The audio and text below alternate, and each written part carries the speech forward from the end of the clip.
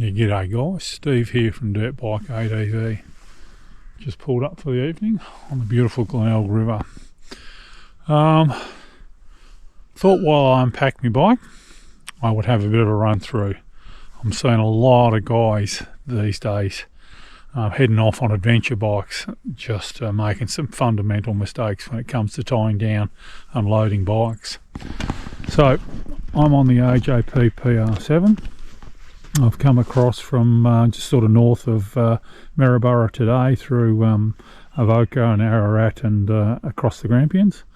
As you can see, it's late in the day. I've just pulled up on the Glenelg River and we're going to, what a beautiful campsite, hey? All to myself on a long weekend. It's quite good. Just going to set my tent up in a minute and get a fire going and have a couple of Canadian clubs. But how do we load a motorbike? I've got some fundamental rules, and you just cannot ignore those rules. And so, you know, it's if you do these, you're going to be pretty right, and you got the bike handling as best you can. So this is a setup that I would probably take away for 3 or 4 days. It's not a lot of clothes in this setup. There's no spare shoes, but as you can see, I've got the bikes are loaded up, but I've got it spread out. And that brings me to my first rule. Make sure you've got everything down as low as you can get and as close to the center of the bike as you can get. So most people buy a heap of gear and just stack it up here and just keep moving it forward until they limit their movement on the seat. I try and keep my seat clear. That's one of the reasons I go for these saddle systems as opposed to the straps across the seats.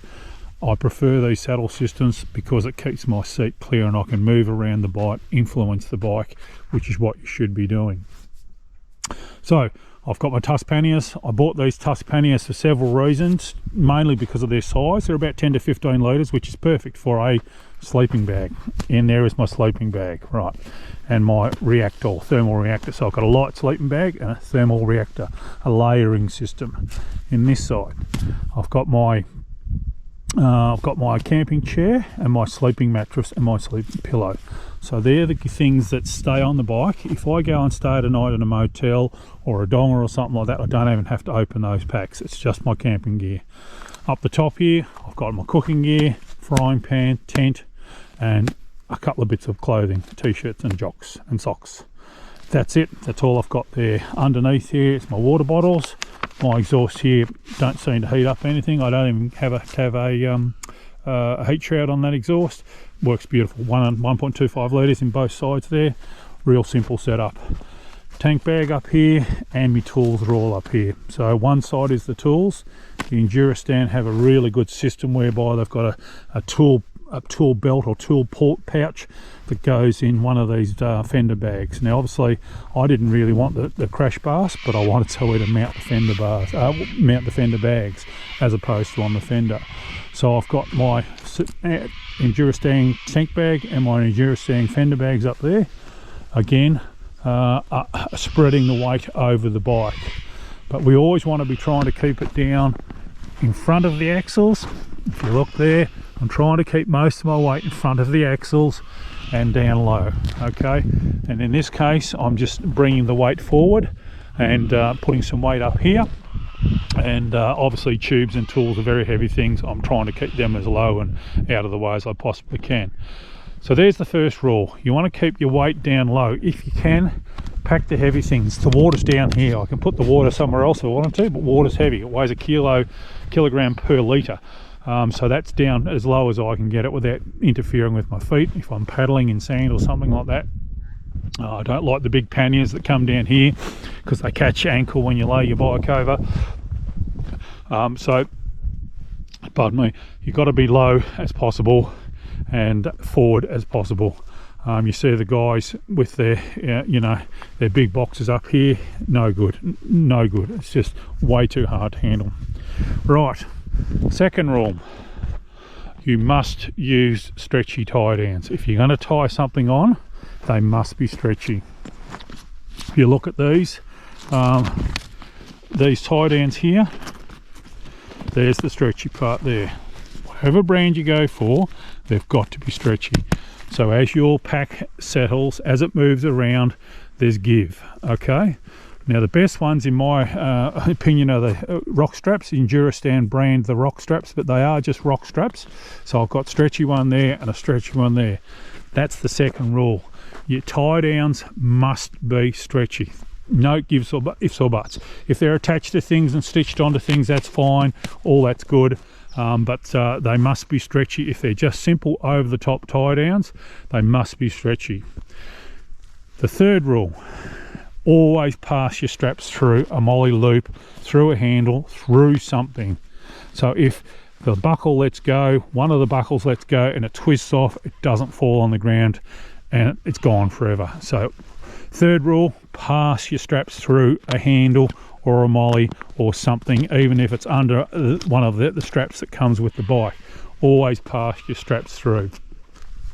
One of the reasons, well, there were several reasons I went away from the Moscow Moto 40. Okay, Moscow Moto 40 have an awkward size.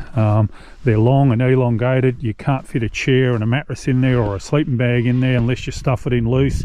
And that there goes all your compaction. You want to get your sleeping bags and you want to put them in their compression sacks, pack everything down nice and tight. The Tusk panniers are perfect. They fit a chair, they fit a sleeping mattress, they'll fit a small tent, they'll fit a sleeping bag, as I say. So the Tusks are really good. The second reason I went away from the Moscow Moto system was the beaver tail. You can't pass straps through things. Third reason, they're not stretchy. The beaver tail's not stretchy, so as times settle, if you want to tie a jacket down there, eventually it gets loose, settles down, you lose your jacket, you lose your gear like I did. Fourth reason, they don't have any loop or buckles anywhere to tie stuff onto the top of the saddle system. The Wolfman and the Tusk here have plastic loop underneath here, so I've got stuff. This bag is tied to the loops on the saddle, so it's not tied to the rack. The rack is tied down, the Tusk system is tied to the rack, and then I've tied this bag to the Tusk system. So that's the fourth reason. They don't come with buckles or loops to tie other things down with. So the Tusk is proving to be very successful for me. As I say, just the right size for sleeping bags, for mattresses, sleeping mattresses, for small tents, as I say, and of course camp chairs. We've all got camp chairs, we've all got inflatable mattresses, we've all got sleeping bags, we've all got small tents. The Tusks work well with that size. But anyway, other than that, of course, I've got my Endurostan stuff, as I say, fender bags with a toolkit. I'll drop some footage into those. A small tank bag. You've got the weight spread around the bike. So this is brilliant setup by Endurostan. So this is just one of their fender bags, just a little bit of luggage, so I can chuck my tyre irons in there, some nitrate gloves, and but this is the best part. They've built a little tool bag, tool roll, so to speak, for the fender bag. So yeah, so this is quite a decent toolkit, and this is what I take with me on longer trips and whatnot. As you can see, quite a decent tool bag. You've got a couple of pockets there, got electrical connectors, chain links and bits and pieces in there, some nuts and bolts, some different types of sockets, and a decent size 1/2 inch and 1/4 inch drive, a couple of key spanners, vice grips, spark plug spanners, and then a couple of more pockets on this side, spark plugs, tyre repair kit, and again some bits and pieces and a small socket set in there. So really good idea by Endurostan to make this tool bag to fit in that fender bag. So you know, I can chuck all that in there, my tyre irons with the right size spanners for the wheel nuts front and back.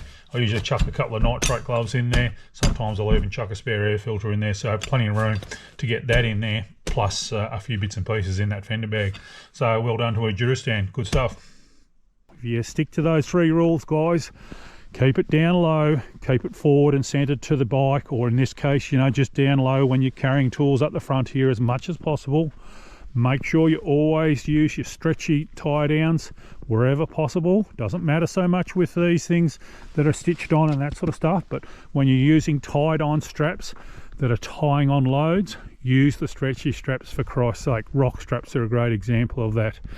And third and finally, make sure you pass your straps through molly loops, D-rings, some sort of thing, the handle underneath the the roll top some way, shape or form of tying through things.